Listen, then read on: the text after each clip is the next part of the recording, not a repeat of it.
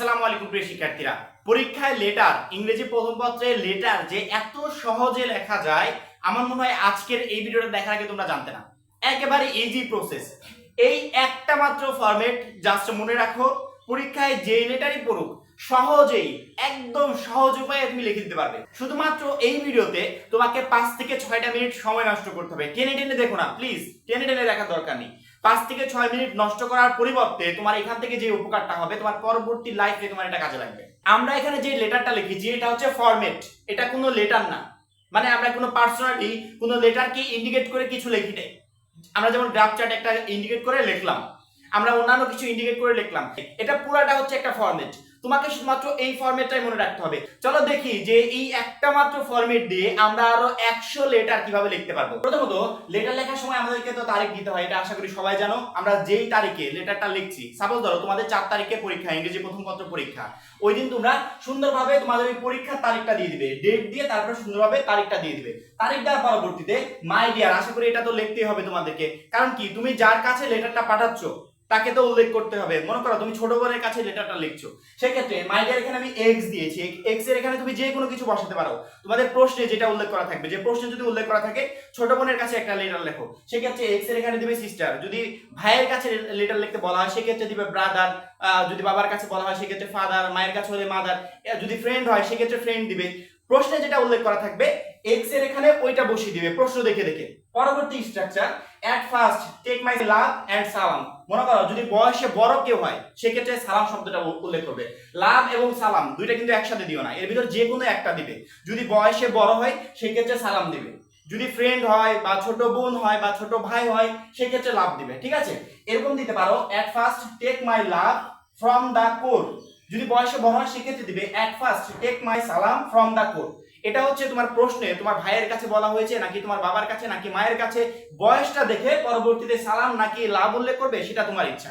ঠিক আছে, পরবর্তীতে core of my heart, now I don't know how you are now, I hope you are well by the grace of almighty Allah, I am also well, I am very glad and shocked. এখানে একটু পরিবর্তন আছে। পরিবর্তন আমাদের দুইটা জায়গায়, একটা হচ্ছে এই জায়গা, দুইটার যে কোনো একটা দিবে প্রশ্ন দেখে দেখে কি দিতে হবে, আর একটা হচ্ছে এই জায়গা এক্স এর এখানে তুমি ফাদার দিবে নাকি মাদার দিবে নাকি সিস্টার ব্রাদার নাকি ফ্রেন্ড, এটা প্রশ্ন দেখে দেখে দিবে যে কার কাছে লিখতে বলা হয়েছে তাকে এখানে উল্লেখ করবে।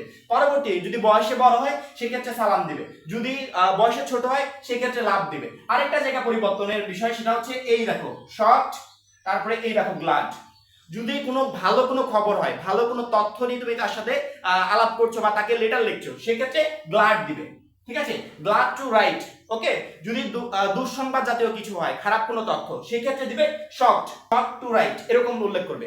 এই দুইটা জায়গায় এবং এখানে একটা, তিনটা জায়গায় তোমাকে পরিবর্তন করতে হবে। এই তিনটা জায়গায় পরিবর্তন আমার মনে হয় আহামরি কিছু না, আমি শুধুমাত্র বলে দিয়েছি। তোমরা যে কোনো একটা ওয়ার্ড ইউজ করবে, ভালো কিছু বোঝাতে গ্লাড দিবে, খারাপ কিছু বোঝাতে শক দিবে, যেমন দুঃখজনক কিছু বোঝাতে শক দিবে। আর এই জায়গা হচ্ছে ছোট যদি হয় সেক্ষেত্রে লাভ, বড় হলে সালাম। আর এই জায়গায় তোমার প্রশ্নে যেটা উল্লেখ করা থাকবে সেটা বসিয়ে দিবে। তাছাড়া পুরো স্ট্রাকচারটা সেম থাকবে প্রত্যেকটা লেটারের ক্ষেত্রে। তুমি পৃথিবীর যেই লেটারই লেখো না কেন, তুমি এই সেম প্রসেসটা উল্লেখ করে তুমি লিখতে পারবে। পরবর্তীতে to write you some lines about, about থেকেই এখন তোমার কাজ শুরু। এই পর্যন্ত কাজ আমি করে দিয়েছি, এখন তোমার কাজ শুরু।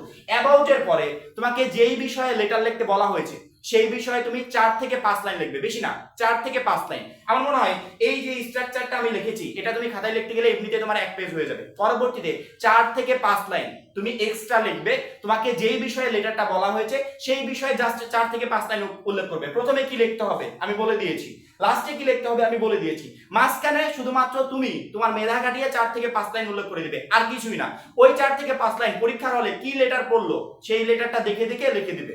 আর পুরো স্ট্রাকচারটা প্রত্যেকটা লেটারের ক্ষেত্রে একই থাকবে, কোনো কিছু পরিবর্তন হবে না। তার পরবর্তী যখনই তোমার 4 থেকে 5 লাইন লেখা শেষ, no more today, convey regards to the elder and love to the little ones. You must take care of your health. With best wishes to you. I am looking forward to hearing from you very soon. Yours ever, শৈলনা। এখানে তুমি যে লেটারটা লিখছো যদি নাম উল্লেখ করা থাকে যে তুমি অমুক, তাহলে এই নামটা দিবে। যদি নাম উল্লেখ করা না থাকে সেক্ষেত্রে তুমি তোমার নিজের নামটা বসিয়ে দিবে, জাস্ট হয়ে গেল।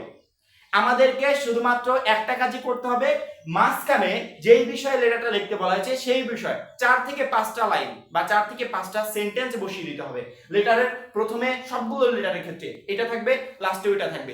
স্ট্রাকচার শুধুমাত্র একটা মনে রাখবে, 5টা 10টা 15টা 20টা লেটার আমরা যে সাজেশন দিয়েছি সবগুলো লেটার পড়ে যাওয়ার দরকার নেই। স্ট্রাকচারটা মনে রাখো, আর মাঝখানে 4 থেকে 5 লাইন লেখার মতো একটু মেধা রাখো, যে আমার ব্রিলিয়ান্ট সাকসেস নিয়ে একটা লেটার লিখতে বলা হয়েছে সেই বিষয়ে কি হবে, বা আদার্স যে কোনো মাধ্যম, যে আমি এইচএসসি এক্সামের পর কি করতে চাই সেই বিষয়ে লেটার লিখতে বলা হয়েছে, সেখানে মাঝখানে 4 থেকে 5 লাইন কি দেওয়া যায় সেন্টেন্সটা ওই কয়েকটা মনে রাখলে হয়ে যাবে। পুরো লেটার মুখস্থ করার কোনো দরকার নেই। এই স্ট্রাকচারটা মনে রাখো, তুমি আরো 100 কেন 1000 লেটারও তুমি লিখতে পারবে। এবং লাস্টের দিকে অবশ্যই জানো যে আমাদেরকে একটা খাম আঁকাতে হবে। এই খামটা আমি এখানে আঁকিয়ে দিয়েছি। ফ্রম হচ্ছে তুমি, ঠিক আছে, তোমার তথ্য, তোমার কাছ থেকে লেটারটা যাচ্ছে। আর টু হচ্ছে তোমার ফ্রেন্ড হতে পারে, বাবা হতে পারে, মা হতে পারে, যার কাছে তুমি লেটারটা পাঠাচ্ছ সে। এখানে ফ্রম এর এখানে তোমার ডিটেইলস দিবে, টু এর এখানে তুমি যার কাছে পাঠাচ্ছ তার ডিটেইলস দিবে, লাস্টে স্ট্যাম্প লিখবে, জাস্ট হয়ে গেল, লেটার লেখা শেষ। এই হচ্ছে আমাদের লেটার লেখার একটা শর্টকাট টেকনিক, যেই টেকনিকে আমরা যে কোনো লেটার লিখতে পারি। ওকে, আশা করি লেটার লেখার যে প্রসেসটা পুরো প্রসেসটা বুঝে গেছো।